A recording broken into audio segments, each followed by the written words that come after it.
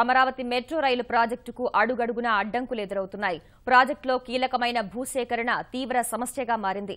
గోప్యత పాటిస్తున్న అధికారుల తీరు రైతులు, నిర్వాసితులను మరింత కలవరపెడుతోంది.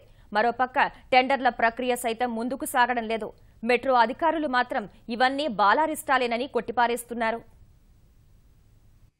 విజయవాడలో పెరుగుతున్న ట్రాఫిక్ సమస్యకు పరిష్కార మార్గంగా చేపట్టిన అమరావతి మెట్రో రైలు ప్రాజెక్టు వ్యవహారం 3 అడుగులు ముందుకు 6 అడుగులు వెనక్కి సాగుతోంది.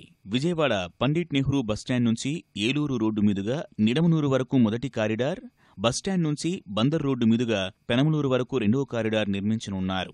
2 ఏళ్ల క్రితమే ప్రాజెక్టు ప్రారంభించినా ఇప్పటికీ భూసేకరణ పూర్తి కాలేదు. నిడమనూరులో రైలు కోచ్ డిపో కోసం 50 ఎకరాలు సేకరించాల్సి ఉండగా స్థానికులు తీవ్రంగా వ్యతిరేకిస్తున్నారు. ఇక్కడ ఎకరం ధర దాదాపు 15 కోట్ల రూపాయలు ఉంది. అంత విలువైన భూమిని వదులుకునేందుకు ఎవరూ సుముఖంగా లేరు. అదేవిధంగా మెట్రో స్టేషన్ల నిర్మాణానికి అవసరమైన భూమి ఇచ్చేందుకు ఎవరూ ముందుకు రావడం లేదు. భూసేకరణకు 468 కోట్లు అవసరం కాగా రాష్ట్ర ప్రభుత్వం ఇప్పటికే 300 కోట్లు విడుదల చేసింది. నిర్వాసితుల నుంచి సానుకూలత వ్యక్తం కాకపోవడంతో మెరుగైన పరిహారం, భూమికి బదులుగా భూమి ఇవ్వటం వంటి ప్రతిపాదనలతో అధికారులు సిద్ధమయ్యారు. నిర్వాసితులు మాత్రం నిడమనూరులో కోచ్ డిపో వద్దని ఖరాఖండిగా చెబుతున్నారు. ప్యాకేజీ కాదు కదా, దేనికి కూడా మేము సిద్ధంగా లేమండి. అది మా భూమి మాకు ఉంటే చాలు. మేము అది మాకు ఇళ్ల స్థలాల కింద, రెసిడెన్షియల్ జోన్ల కింద, ఆడపిల్లలకి పశువు కుంకాల కింద ఇచ్చిన భూములండి ఇవి.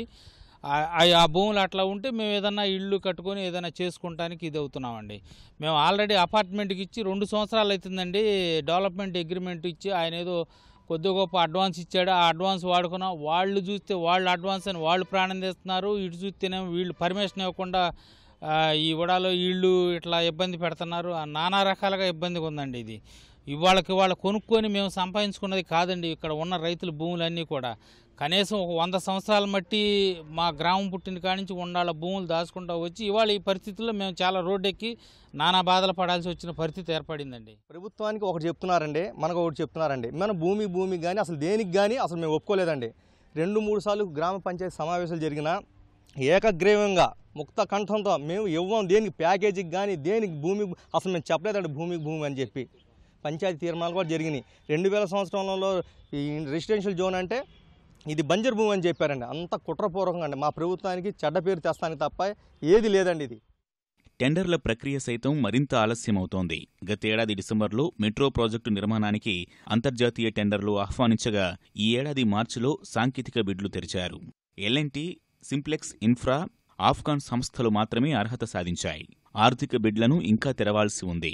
ఈ పాటికి ప్రక్రియ పూర్తి కావాల్సి ఉన్నా ఆలస్యమవుతోంది. మరో వారం రోజుల్లో టెండర్లు తెరిచే అవకాశముందని అధికారులు చెబుతున్నారు. అలాగే ప్రాజెక్టుకు అవసరమైన నిధుల కోసం విదేశీ బ్యాంకుల నుంచి రుణ మంజూరు ప్రక్రియ త్వరలోనే పూర్తవుతుందని చెబుతున్నారు.